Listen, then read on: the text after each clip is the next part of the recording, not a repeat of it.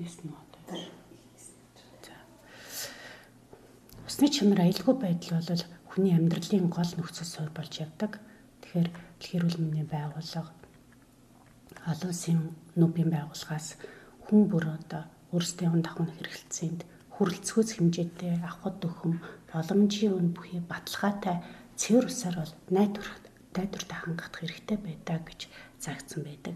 За энэ заалтууд бол манай хуулийн бүх заалтууд усны тухай хууль, үндсэн хуулиудын гол одоо суурь үзүүлэлт болж явдаг. За тэгвэл унд ахуй усны чанар түүнийг аюулгүй байдлыг тодорхойлох хүчин зүйлсийг бол ерөнхийд нь 3 ангилдаг. За үүнд бол усаар дамжих ямар нэгэн халдвар тулдаа халдвар төсөн тарахгүй байх. За амт үнэр өнгөний хувьд тааламжгүй ямар нэгэн хэлбэр байхгүй, химийн найрлагын хувьд хор нөлөөгүй.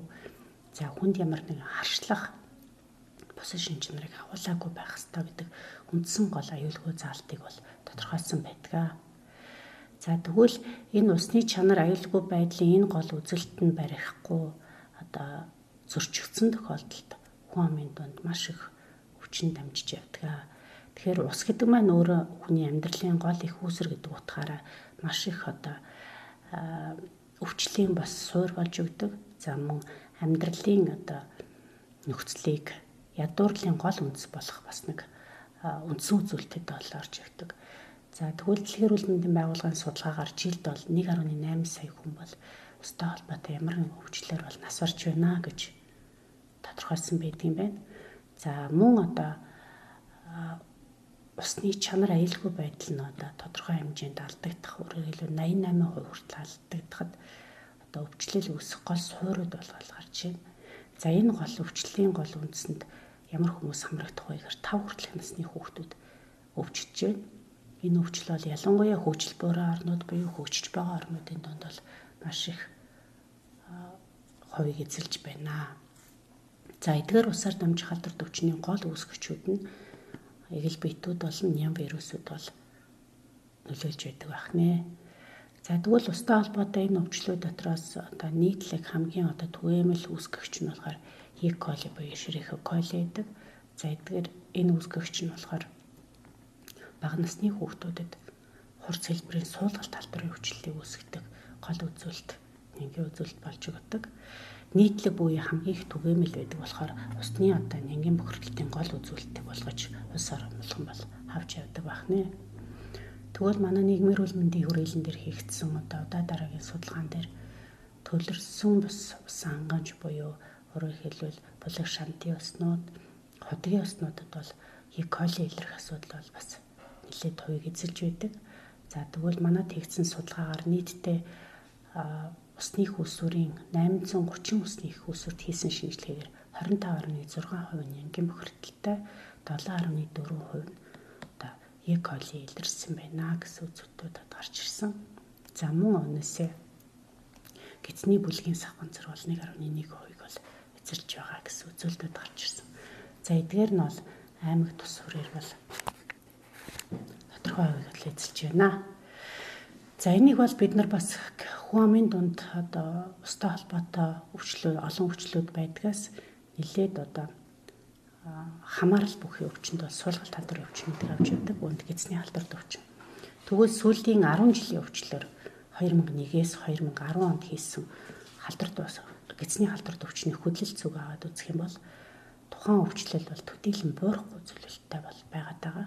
Ялангуяа энэ нь бол зуны улиралд, намрын улиралд бол ихээр байгаад тохиолдож байгаамаа.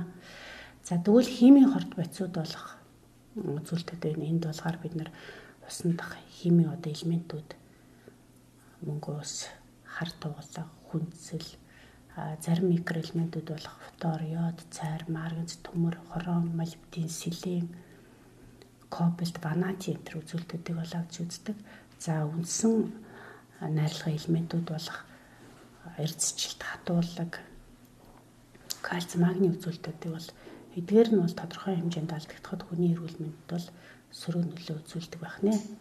За манай нийгмийн эрүүл мэндийн хүрээлэн дээр хийгдсэн удаа дараагийн судалгаанууд бол устай холбоотой эдгээр өвчлөл нь бол тухайн газар орныхоо онцлогтой хамаарахаас гадна төвлөрсөн усны их үүсвэртэй томоохон хот зүрэн газруудад бол нэлээд түгээмэл ажиглагдаж байгаа асуудал байгаа.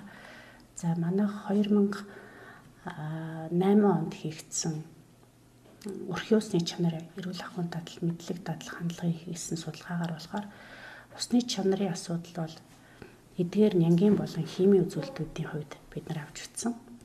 Тэгэхээр ус түгээх байрууд буюу худагт хийгдэж байгаа уснууд тухайн айлын усанд бол бид нар химийн болон нянгийн шинжилгээг бол хийж үтсэн. За химийн шинжилгээний хувьд болохоор стандартын МНС стандартын хэмжээнд бол байж байгаа. Гэтэл нянгийн үзүүлэлтэд болохоор тодорхой хүрээнд бол ус түгээх байруудад баг зэрэг илэрч байгаа боловч хамгийн анхаарал татж байгаа асуудал нь айлуудын ус зүүдэг сав, ус хадгалдаг савнд нянгийн бохирдол бол их өндөр гарч ирж байгаа. За энэ гидсний бүлгийн савганцар бол ус хадгалдаг савных нь 83%, 7% нь ус зөөдөг савны 74.4% нь нянгийн бохирдолтой гарч ирсэн байна. Тэгэхээр энэ нь бол хүн амын дунд устай харьцах эрүүл зам үйлдвэрлэлтүүд дийлэн бас хэвшээгүй байгаагийн хэлбэр гэж үзэж байгаа. За мөн усны савтай холбоотой асуудлууд гэхээр хүн амын дунд түгээмэл хэрэгжилж байгаа усны хуванцар савнууд бол мөн хар дуулахын найрлага ихтэй яг хүнсний зориултын бус усны савыг бол түлхүү хэрэгжилж байна гэдэг судалгаа бол гарч ирсэн. За хүүхдүүдийн хувьд ч гэсэн усыг буцлахгүйгээр хэрэглэх, буруу хэрэглэх, усны савын угаалт дутагдaltaй байх гэсэн эрүүл зан үйлийн төлөвшил бол их бага байгаа үзүүлэлтүүд гарч ирсэн.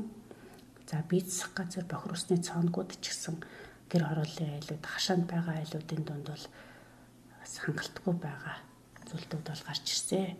За манад мөн хийгдсэн 2012-аас 14 онд хийсэн усны аюулгүй байдлын судалгаагаар болохоор судалгаа хийсэн бид нар ус хангамжийн аюулгүй байдал гадаргын усны хим биологийн бохирдлын төвшин хүн амын эрүүл мэндэд үзүүлэх нөлөө гэсэн судалгааг бол бид нар шинжилгээ ухааны технологийн сангийн савгуучлалтаар хийж явуулсан. За уг судалгааны үр дүнд болохоор бид нар төвлөрсөн ус хангамжтай Улаанбаатар дархан эрдэнэтийн усны их үүсвэрийн тогтолцоог үнэлэх. За сэлэнгийн усны усанд бол устай холбоотой ялангуяа гадаргын усыг хэрэглэснээр хүн амын дунд тодорхой хэмжээний эрсдэлт ямар эрсдлүүд байна вэ гэсэн бол судалгааг хийж үзсэн. За уг судалгааны үр дүнд болохоор бид нар Улаанбаатар хот дархан эрдэнэт хотуудын усныг ус хангамжийн тогтолцоонд химийн болон нянгийн усны шинжилгээг бол авч хийж үзсэн. За мөн Улаанбаатар хотын ус хангамжийн тогтолцоонд эрсдлийн үнэлгээ бол хийж үзэхэд нийтдээ эрсдэл бол ялангуяа усны их үүсвэрийг дээр их үүсвэрийн зөрчил бол нэлээд гарч ирж байсан. Энэ болохоор барилга байгууламж барих, хашаа хамгаалтын асуудал алдагдах. За энэ дээр болохоор нийтдээ 20.9% нь бол нэлээд эрсдэл бүхий, 62.9% нь эрсдэл нэлээд өндөртэй, 3.2% нь дунд зэрэг эрсдэлтэй, 13% нь бол бага эрсдэлтэй байна гэсэн эрсдлүүдийг бол бид нар гаргаж ирсэн. За энэ дээр хамгийн гол анхаарал татж байгаа нь усны их үүсвэрийн эрүүл ахуйн хамгаалтын асуудал, мөн усыг халдваргүйжүүлэх асуудал буюу үлдэгдэл холоорын хэмжээ бол бас стандартын хэмжээнд байхгүй их бага байгаа нь хүн амын дунд халдвар төвчөнд харахах бас тодорхой хэмжээний үндэс болох нөхцөлтэй байгаа. За дараагийнх нь болохоор бид нар сэлэнгийн сав газрын дунд хараа сэлэнгийн сав сэлэнг мөрний айс савын голуудаас хамгийн томоохон хоёр гол болох хараа орхон голын усны шинжилгээг бол аваад химийн болон нянгийн шинжилгээ, за мөн усныхаа цэврийн зэргийн ангиллыг үзэж сэр нөрөөгтэй амтнэр усныхаа цэврийн ангиллыг бас тогтоосон байгаа.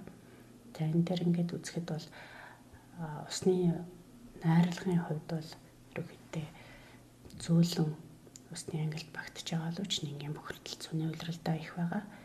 Гэтэл энийг бол тухайн сэлэнгийн айс савын дагуу амьдардаг мандал, баянгол, орхон тул, хушаад сумдын хүн ам нь бол орхон тулын бол хүн ам нь бол тодорхой хэмжээнд бол бас цөний улиралдаа энэ голынхаа усыг бол бас хэрэгэлдэг. За гэхэд л энэ хүн амын дунд бол бага насны хүүхдүүдийн дунд ялангуяа суулгалт алдрын өвчнүүд бол бас нэлээд өндөр байгаа.